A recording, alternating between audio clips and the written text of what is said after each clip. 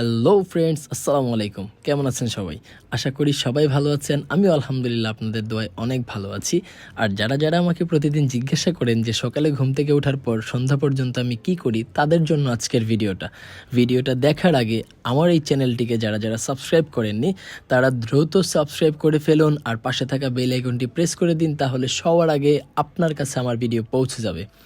তো মানে রেগুলার আমি সকালে ঘুম থেকে উঠি, ঘুম থেকে ওঠার পরে দাঁত ব্রাশ করি, তারপর গোসল করি, গোসল করে অফিসের জন্য রেডি হই। আর দেখতেই পাচ্ছেন আমার রুমে আমি আজকে ভিডিওটা বানাচ্ছিলাম।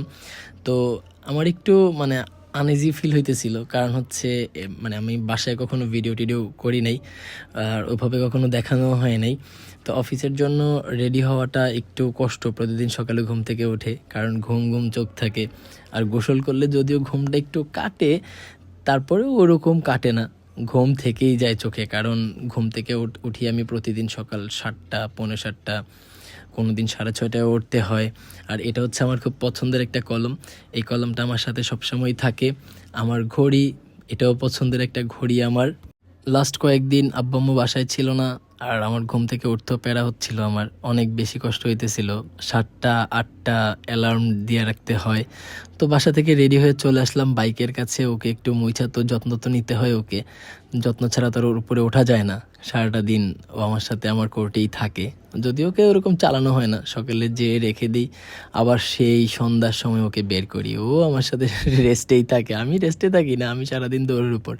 তো আজকে আমি ডিরেক্ট কোর্টে যাব না, আমি আগে যাব একটু মধুবাগের ওইদিকে, ওখানে ছোট্ট একটু কাজ আছে, ওই কাজটুকু শেষ করে তারপর যাব হচ্ছে আমি আমার কোর্টে। আর আমার কোর্ট তো সবাই জানেন, ঢাকা জজ কোর্ট, যেটা হচ্ছে সদরঘাট রাইসা বাজারের পাশে, সদরঘাট যাওয়ার রাস্তাতেই। তো আপনারা দেখতেই পাচ্ছেন আমি মধুবাগ যাব, যেহেতু রামপুরা বাজার হয়ে যাইনি আজকে হাতিরঝিল দিয়ে আসছি। আর হাতিরঝিল এসেই দেখি মামা একদম রাস্তার মাঝখানে দাঁড়ায় আছে, কাউকে যাইতেও দিবে না, নিজেও যাবে না, সে ওখানেই গাড়িটা ঘুরাবে। আসলে আইন শৃঙ্খলার তো এখন অনেকটাই একটু ডিমোশনের দিকে আছে, কারণ হচ্ছে ওরকম কেউই ওরকম সক্রিয় না, যার জন্য এই অবস্থা। আর হাতিরঝিল আসার পরে মনটা ভালো হয়ে গেছিল, আপনারা ভিডিওতে হয়তো অল্প দেখতেছেন। হাতিরঝিল মানে হাতিরঝিল না, আজকে ঢাকায় অনেক বেশি কুয়াশা ছিল। হেলমেটের ভাইজরটা খোলার পরে আমার চোখে একদম বৃষ্টির মতো কুয়াশা পড়তেছিল। আমার ভিডিওতে হয়তো ওইরকম বোঝা যায় না, যেহেতু মোবাইলে ভিডিও করা, যদি ভালো কোনো ক্যামেরা হইতো তাহলে হয়তো বোঝা যাইতো। তো ওখানে শেষ করে চলে আসলাম কোর্টের দিকে। আর এটা হচ্ছে নূর হোসেন চত্বর, যেটা গুলিস্তান 0 পয়েন্ট যেটাকে বলে, এটাই হচ্ছে নূর হোসেন চত্বর। আর সকাল 8টা বাজে, দেখেন এই জায়গার অবস্থা, গুলিস্তান বলে কথা। গুলিস্তান আসলে সকাল 8টা, 9টা, 10টা, 11টা, বিকেল কোনো সময়ই নেই। আর এই যে সাইকেলওয়ালা দেখেন করে কি, মানে গুলিস্তান এই জায়গাটাতে আসলে আপনি অনেক মজা পাবেন। তবে মানে ঢাকা মানে তথা বাংলাদেশ মানে বিগিনার কোনো রাইডার অথবা ড্রাইভারের জন্য না, মানে আপনি এক্সপিরিয়েন্সড হইতে হবে। বলতে বলতে চলে আসলাম আমার কোর্টে, আমার অফিসের নিচে পার্কিংয়ে। আর এই হচ্ছে আমার আজকে খাবারের ব্যাগ।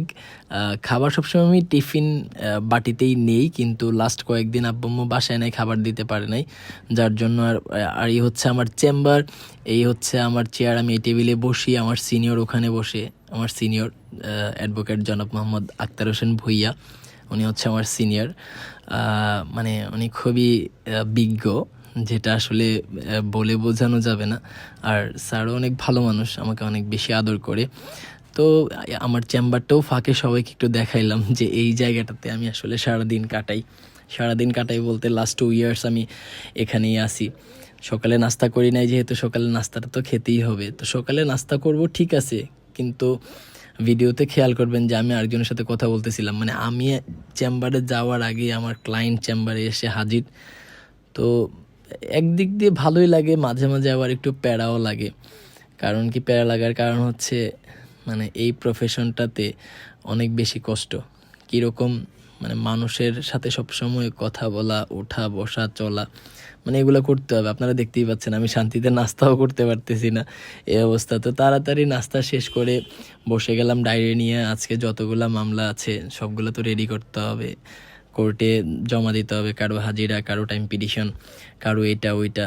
তো সারাদিন আসলে অনেক কাজে থাকার। এই চকলেটটা অনেক বেশি মজা ছিল, যদিও নামটা আমি জানি না, আমি বেশি দুঃখিত। তো আমাদের ডায়েরিতে আজকে বেশ কয়েকটা মামলা ছিল।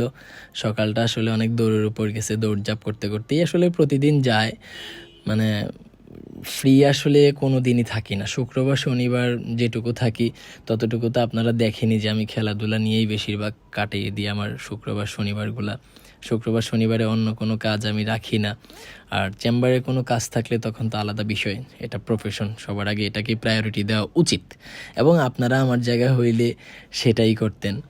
আমি জানি না যে কেউই মনে হয় তার প্রফেশনটাকে আগে প্রায়োরিটি দিবে, তার প্রফেশনটাকেই সম্মান দেখাবে। ঠিক তদ্রুপ আমিও আমার প্রফেশনটাকে একটু সম্মান দেখাই। আর আমি তো এখনও একটু মানে অন্যরকম, তো আমি ওই খেলাধুলা টেলাধুলা এগুলোই করতে বেশি পছন্দ করি। আপনারা দেখেন সবসময় আমি এই খেলাধুলা নিয়েই ব্যস্ত থাকি বেশিরভাগ সময়। আর তখনও আমার চেম্বারে কেউ আসে নাই, আমার কলিগ শামসুল আলম ভাই, আকরাম ভাই কেউই আসে নাই। আর স্যার আসে সবসময় 10টার পর আসে স্যার, আর এই হচ্ছে আমার দিল্লি খেলুকা। তো এই ফাঁকে আবার আকরাম ভাই চলে আসছে, এসে আবার আরেকটা মামলা নিয়ে বসে গেছে, ওইটা রেডি করতেছে। তো খুব ভালো মানুষ আকরাম ভাই। তো এই কাজগুলা করতে করতে এখন তো লেখালেখি শেষ, এগুলা কোর্টে জমা দেওয়ার পালা। তে কয়েকটা নিয়ে হাতে বের হয়ে গেলাম কোর্টে যাওয়ার উদ্দেশ্যে, কারণ কোর্টে এগুলা জমা দিব, তারপরে হাজিরা হবে বা পিটিশন ড্রপ করব, শুনানি হবে। তো এইভাবে আসলে উকিলদের মানে জীবনের শান্তিটা একটু খুব কম। কারণ হচ্ছে তারা শুধু এই মামলার পিছনে দৌড়াইতে দৌড়াইতে তাদের জীবন থেকেই কেমন জানি সময়গুলো হারিয়ে যায়। আর এই এখন যে রাস্তাটা দেখতেছেন, আমি যে রাস্তাটা দিয়ে দোতলা রাস্তাটা দিয়ে যাচ্ছি, এটা হচ্ছে গ্যাংওয়ে, যেটা হচ্ছে জজকোর্ট থেকে, জেলা জজ থেকে মহানগর দিকে যাওয়ার গ্যাংওয়ে এটা। আর বলতে বলতে সারাদিন কাজ করতে করতে দুপুর হয়ে গেছে, এখন খাবার দাবারের পালা। এই হচ্ছে সালাদ, ওইটা ডাল, ওইটা সবজি, এটা গরুর মাংস, আর এখানে এক্সট্রা ভাত ছিল। তো আজকে আবার আমি আমার সিনিয়রের সাথে শেয়ার করে খাইছি। তো ওইটা খাবার পরপরই আবার আকরাম ভাই আমাকে নিয়ে বের হয়েছে। যে আকরাম ভাই দেখতেছেন খুব চিল মোড়ে হাঁটতেছে, সে সে যখন অতিরিক্ত চিল থাকে তখন সে এভাবে হাঁটে। তো আমরা যাচ্ছিলাম, ওই শামসুল আলম ভাই আবার ফোন দিছে যে আমাদেরকে খাওয়াবে।